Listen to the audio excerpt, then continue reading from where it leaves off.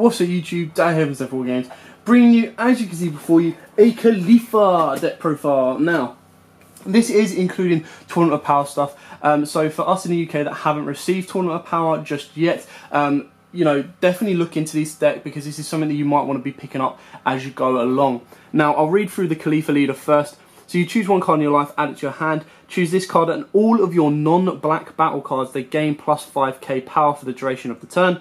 When your life is 4 or less, you may draw 2 cards and flip this over. Artwork is amazing. This is one of the draft box, and as you can see, just in the light glare, you can see how in the power or energy ball, you can just about see the light twinge, because that's just the detail that they put in these light. They come like ultimate rares, which is really cool. Anyway, so activate main, you choose one card in your life, add it to your hand, choose this card and all of your non-black cards, they gain plus 5k for the duration of turn. When this card attacks, draw 1 card. So it's a self-awakening leader, which is always important in the game right now. Now I'm going to take you through the deck and show you what we've got. We only play the 1 for Seeing Hit. Now, for Seeing Hit is incredibly powerful, comes out in Tournament of Power. So when you play this card from your hand, your opponent reveals their hand, choose up to 2 battle cards with 35k or less power from their hand and send them to the warp. At the end of your opponent's next turn, all cards sent to the warp with this skill are returned to the hand, and it is a double striker. Now, the reason we only play 1 is because you don't want to clog down. The whole idea of this deck is that you play the green Cabba. The green Cabba then goes into the red Caulifa. The red Caulifa then goes into an additional battle card of either a 3-drop Cabba or a 2-drop Kale, and then they start pushing their powers further forward. So, moving on, we've got 4 Bold Super Saiyan 2 Caulifa. This is the card you want to be getting into off of your Cabba, because when you get into this, you play this card, look at the 7 cards from top of your deck, choose one Universe 6 with 15 or less power among them and play it. So you turn a 1 card on turn 2, you turn a 1 card into a maximum of 3 cards, which is very, very powerful. You've then got 3 Sister Attack Saiyan Caulifa. This is less important. It does help you self-awaken, but your leader's doing that anyway. When you play this card, if your leader card is red Saiyan, choose 1 card in your life, add it to your hand. If you do so, this card gains plus 5k and double strike. Less relevant, but it is another target off of your first Caulifa.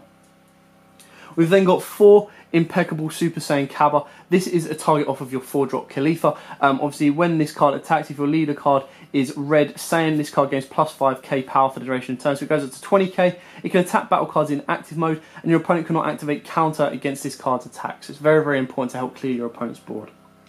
4 Dauntless Kale, very, very important card. So it's a blocker. If Caulifa is in your battle area or leader, you can play this card from your hand without paying its energy cost. So it's a nice free blocker card.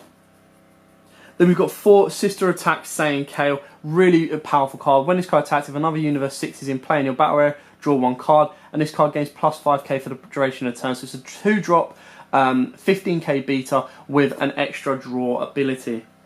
We've then got 4 1-drop Cabba Universe Meditator. When you play this card, look at up to 3 cards from the top of your deck, choose 1 Universe 6 among them and add it to your hand. We've then, of course, got 4 of the super combo. This super combo just basically lets you play it if your leader is a Universe 6 and you have 5 or less energy, 5 or less life. So it gives you that super combo ability without awakening first. And then finish off the reds, we've got 4 Time Kicker. This can be changed for the Unbreakable Super Saiyan Son Goku if you want for the additional draw power. But as a counter, this is very, very important because you negate the attack, and if your leader card is Universe 6, which is, you choose